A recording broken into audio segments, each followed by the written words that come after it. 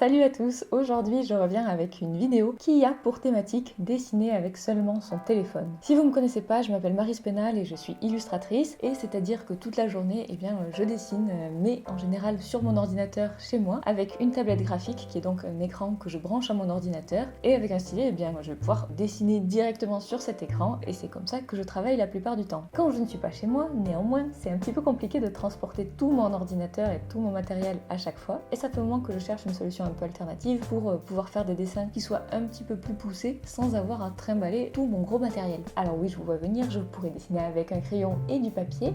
Moi, j'avoue que j'aime bien le rendu numérique, que j'aime bien avoir des couleurs un petit peu vives quand je travaille, et ça me manque avec le papier, voilà, tout simplement. La première solution qui m'est venue à l'esprit, c'était d'acheter un iPad. Ensuite, je suis allée voir les prix des iPads et j'ai commencé à réfléchir à la deuxième solution, qui a été de me dire, mais peut-être que je pourrais tout simplement dessiner sur mon téléphone. Je savais que les stylets pour smartphone ça existait et que c'était un truc assez basique, donc je suis partie en quête de ça et je suis rentrée dans le premier magasin qui me semblait pouvoir avoir la marchandise. Il s'est avéré que c'était un Emma et effectivement ils avaient ce stylet qui est d'un côté un bic qui est déjà cassé et de l'autre côté qui a un petit embout en caoutchouc comme ça qui permet donc de dessiner sur un téléphone facilement. Voilà, c'est un outil assez rudimentaire en réalité. Ça coûte 8 € mais franchement c'est du plastique et un petit bout de caoutchouc. Néanmoins moi j'avais pas envie de chercher 30 ans et ça fait le job. Idéalement, j'aimerais en trouver un qui soit un peu plus fin que cette grosse boule en caoutchouc, mais par rapport à un doigt, c'est déjà pas mal. Une fois en possession de ce stylet, j'ai tout simplement commencé à étudier ce que je pouvais faire sur mon smartphone avec. Alors, j'utilise un Android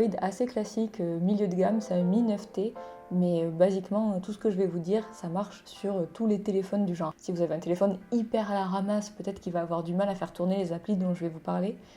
Mais voilà, moi j'ai pas une machine de guerre et a priori ça fonctionne très bien. Je vais vous présenter les applications que j'ai téléchargées et puis vous montrer aussi des techniques qui peuvent vous aider car c'est quand même un peu laborieux ce stylet. Évidemment, on n'est pas du tout sur un équivalent d'iPad en réalité. C'est un truc qui dépanne, qui peut ouvrir des perspectives si vous n'avez pas d'ordinateur, si vous n'avez pas accès à une tablette. Pourquoi pas pour 8 € et votre smartphone, vous avez quand même un petit studio de dessin numérique qui peut fonctionner. Donc je trouve que c'est une option qui est assez intéressante pour que je vous la présente. Néanmoins, voilà, on n'est pas du tout sur un outil professionnel avec lequel vous allez pouvoir faire des trucs magiques. J'ai testé deux applications assez différentes. La première c'est Sketchbook qui, comme son nom l'indique, fonctionne comme un carnet de croquis, c'est-à-dire que vous allez retrouver beaucoup d'outils en fait qui vont imiter des outils réalistes, des outils de la vraie vie.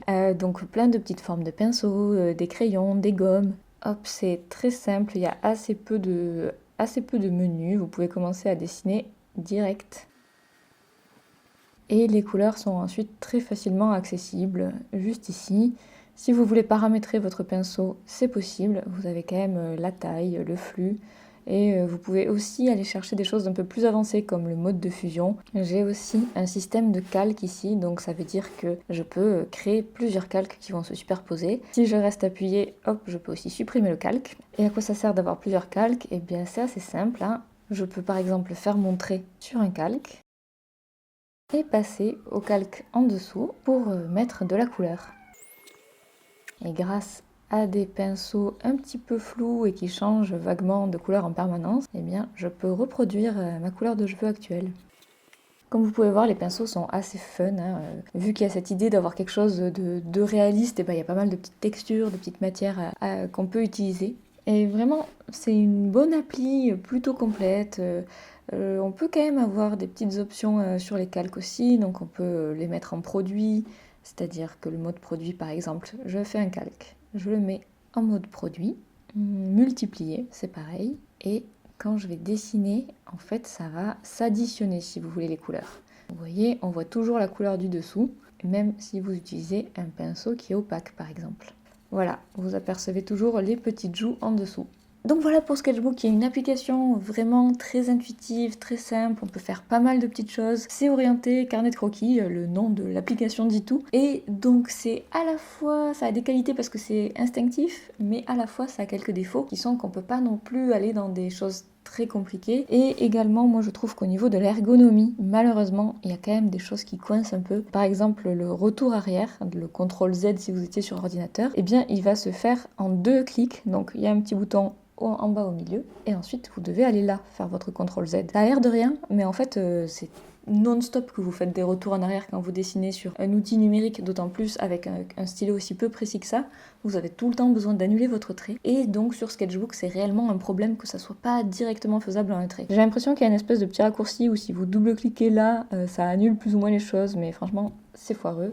Et ça marche pas assez bien pour être fiable. Donc je n'étais pas complètement satisfaite et j'ai cherché une autre application. Je suis tombée sur Ibis Paint X. Là par contre on est sur un truc bien lourd, bien complet. Voilà, j'ai ma petite galerie quand j'arrive où je peux retrouver toutes les images sur lesquelles j'ai travaillé et en rajouter en choisissant assez rapidement sur des formats classiques et notamment le format Story qui est bien pratique. Là je vais vous détailler un petit peu plus l'interface puisque je trouve que c'est l'application la plus intéressante actuellement. J'ai le retour arrière et le retour avant en haut à gauche, donc ça extrêmement pratique. J'ai ensuite des options de sélection qui peuvent servir et puis des options de stabilisation du trait et enfin des règles de symétrie, des règles de perspective, etc. Donc ça aussi, ça peut servir quand on dessine. Bon, en réalité, sur téléphone, allez vous lancer dans des perspectives, je pense que c'est un peu surréaliste, mais si vous êtes surmotivé, vous pouvez le faire. Ici, je ne sais pas ce que c'est franchement. Nous avons ensuite en bas à gauche, très pratique, un bouton pour changer directement de la gomme au stylo. Vous avez ensuite là l'onglet avec les outils. Donc des outils assez classiques, un outil de sélection, un outil pour dessiner, pour flouter, des petits effets spéciaux, du texte, la pipette très pratique aussi, les filtres qui sont pas mal non plus. Et ici vous avez tous les pinceaux qui existent. Alors, il y en a pas mal, il y en a beaucoup qui sont dans la version payante de l'application, car c'est une application qui a une version payante également, qui fonctionne sur abonnement. Ça serait un achat unique, je l'aurais acheté, un abonnement, je vous avoue que je trouve que j'en ai assez dans ma vie, donc tant pis pour certaines options. Néanmoins, les pinceaux, c'est pas très grave, car en fait, ce qui se passe, c'est que si vous utilisez un pinceau, on vous demande juste de regarder une publicité pendant un petit temps et ensuite vous pouvez utiliser tous les pinceaux pendant 18 heures. Donc clairement vous avez le temps de faire toute votre session de dessin après votre pub de 1 minute ou 2 et donc je trouve que c'est plutôt un bon compromis. Il y a une quantité énorme de pinceaux donc vous pouvez en sélectionner certains, les paramétrer et ensuite les enregistrer dans personnaliser, ce qui est bien pratique. Moi j'aime bien ce style aussi par exemple et ensuite quand je reviens sur mon image, eh bien, je peux aller choisir la couleur ici et commencer à dessiner. C'est à la fois pas très long pour se mettre à dessiner et à la fois quand même plutôt complet. Alors, avec ce stylet, on peut pas faire des miracles non plus. Moi, je peux vous faire des dessins très gros comme ça et simples. Ça va. Les petits dessins que je vais poster en story, je peux les dessiner assez directement, c'est pas un gros problème. Si je veux faire des choses un peu plus précises, et ben là, je dois me mettre à zoomer, car pour dessiner des yeux avec un énorme stylet en 100%, c'est pas trop possible. Mais une fois zoomé, vous voyez, hop, ça se fait facilement. Vous voyez, le bouton retour est accessible, et donc moi, je vais m'en servir absolument tout le temps. C'est quand même bien utile en vrai quand on dessine en numérique. Là, mon pinceau, il est pas mal parce que quand j'accélère, en fait, le trait s'affine un petit peu, comme le ferait un vrai stylo bic. Je manque un peu d'inspiration, donc je vais tout simplement dessiner un canard.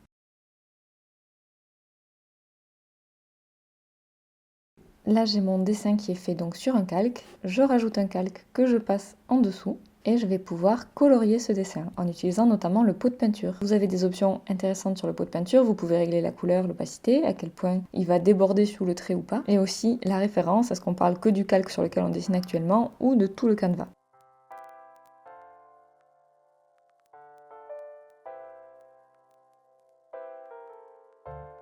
Un raccourci utile, c'est que quand vous êtes avec le pinceau, si vous restez appuyé, eh bien vous avez l'outil pipette qui sort. Hop, vous restez appuyé, il vous pipette l'endroit où vous êtes. Voilà, nous avons maintenant un canard très simple. À partir de là, moi ce que je vous conseille, si vous voulez détailler un petit peu votre dessin, ça va être par exemple d'aller utiliser la baguette magique. Et avec la baguette magique, en fait, elle va vous sélectionner une plage de couleurs. Vous voyez, là, je dessine partout. Et en fait, la couleur ne s'applique qu'à l'intérieur de la sélection. Donc vous voyez bien l'intérêt, je pense. Pour désélectionner, c'est ce bouton-là.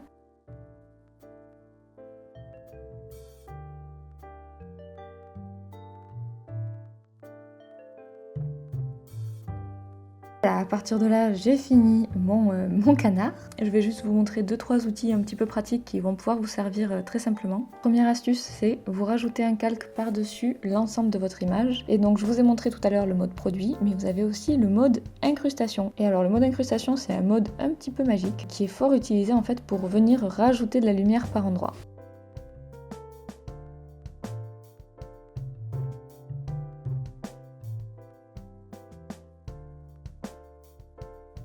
Je vais ensuite faire un calque en dessous pour avoir un fond coloré. Là, j'utilise un pot de peinture. Ce pot de peinture, je le paramètre pour qu'il ne prenne en compte que le calque en cours, parce que sinon il va prendre en compte le canard et moi je veux juste que ce soit un aplat de bleu au fond. Mais alors là, qu'est-ce qui se passe? Et bien je vois que mon calque en mode incrustation que je viens d'utiliser pour faire des lumières et des ombres, et ben il vient faire des trucs un peu bizarres sur mon fond, parce qu'il se voit aussi sur le fond. Et alors quelle est l'astuce pour ça? Que je peux vous conseiller, c'est d'aller tout simplement faire un dossier. Vous mettez les calques du canard dans ce dossier, c'est votre dossier canard, et ce calque qui est en mode incrustation où on a mis toutes nos lumières, et bien vous allez pouvoir le mettre en mode détourage. Ça veut dire qu'il ne va s'appliquer que au calque ou au groupe de calques qui se situe juste en dessous. D'autres options un peu marrantes, le calque où j'ai fait mon trait, je peux verrouiller son alpha, qui veut dire en fait que ce qui est transparent va rester transparent quoi que je fasse. Et donc à partir de là, si je reprends un pinceau par exemple, et bien quand je dessine, je change la couleur du trait, mais ça ne change rien à la zone transparente autour. C'est un peu comme la sélection, mais sur les traits, c'est pas mal d'avoir le verrouillage alpha, ça permet d'aller plus vite. Et donc les zones du canard qui sont un peu plus à l'ombre, eh bien je vais les foncer, et je vais laisser celles en pleine lumière être un peu plus claires. Qu'est-ce que je peux faire d'autre sur ce super logiciel? Eh bien je peux rajouter un nouveau calque, et au lieu que ça soit un calque simple, je peux rajouter une image à la place. Donc ici, une image de mon salon, que je vais pouvoir positionner comme je veux. Et donc je peux facilement intégrer des photos comme ça à mon dessin. Et alors une petite astuce en plus, si je fais un calque en mode produit cette fois-ci, ou multiplié, peu importe, je peux aller dessiner une petite ombre un petit peu plus réaliste que si elle n'était pas en mode produit sur la photo. Oui, les possibilités sont quand même assez vastes pour une application sur téléphone, pour un vieux stylet. On peut quand même s'en sortir pour faire pas mal de trucs. Et si jamais c'est trop la galère de dessiner directement avec votre stylet, vous pouvez même faire un simili-scan. Je vous montre ça tout de suite. Je mets de côté mon téléphone 5 secondes et sur un bout de papier, je viens faire un dessin. Voilà, Picasso, on adore. Ce dessin, je le prends en photo. Et là, je viens importer une image, je choisis mon chat. Voilà, je vais choisir son échelle, on va dire qu'il est à peu près à la même échelle que le canard. Une option pas mal, il me propose le filtre extraire le dessin au trait. Alors ça, c'est nickel pour nous. Oui, on veut essayer et regardez, c'est directement très bien fait en fait. Vous allez pouvoir un petit peu ajuster les choses. Et en fait, je me retrouve avec un calque avec mon dessin que j'ai fait sur papier il y a 5 secondes et que je peux traiter de la même manière que le dessin fait sur téléphone. Et c'est là que ça va être plus intéressant pour des dessins un peu plus complexes parce que dessiner au stylet, c'est la galère. Mais par contre, coloriser, bon, c'est un petit peu plus facile et ça va vous permettre de garder le trait du dessin du papier, mais de l'avoir en numérique pour pouvoir le coloriser comme vous voulez, pour pouvoir l'intégrer sur des photos, même pourquoi pas, car c'est quelque chose que je pourrais faire.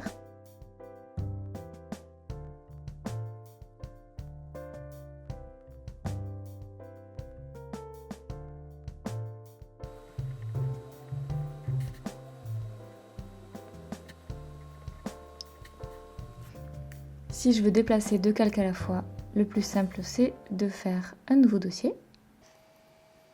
Et ce dossier, je peux le déplacer tout simplement en cliquant là. Et ensuite la petite flèche en bas à droite va me permettre d'enregistrer au format PNG. Donc voilà, là c'est dans ma galerie et je peux poster ça quand je veux, où je veux. Voilà, c'est vraiment bien pratique, j'adore. Et quand vous retournez à votre galerie, une option qui n'est quand même pas négligeable, c'est que vous avez un timelapse de votre illustration. Donc voilà, il y a une petite vidéo qui se joue avec tout ce que vous avez fait. Et vous pouvez bien sûr exporter cette vidéo et la partager là aussi comme vous voulez. Merci d'avoir regardé, j'espère que j'ai été à peu près claire, que ça vous a été un peu utile. Moi je vous avoue que j'adore dessiner sur mon téléphone. En plus pour les réseaux sociaux, il y a un truc hyper simple et direct où dès que j'ai envie de faire un petit dessin, avec mon stylet, je peux faire ça dans la minute sur Instagram directement et c'est hyper cool et ça me permet d'avoir un autre rapport aux réseaux sociaux qui est beaucoup moins laborieux. Si vous voulez voir un peu ce que j'ai fait, n'hésitez pas à me suivre sur Instagram du coup. J'ai conscience que j'ai pas inventé l'eau chaude, il y a sans doute plein de gens qui m'ont pas du tout attendu pour dessiner sur le téléphone. Néanmoins, si vous êtes là, c'est que ça vous a potentiellement un petit peu aidé, donc n'hésitez pas à mettre un pouce, laisser un commentaire, vous connaissez le délire. Et puis si vous vous mettez à dessiner sur votre téléphone, vous pouvez aussi me taguer, que je vienne voir un petit peu. Ça me ferait plaisir de voir que je m'embête à faire des vidéos, mais que des fois c'est un petit peu utile quand même. Voilà, merci infiniment, et puis à très vite.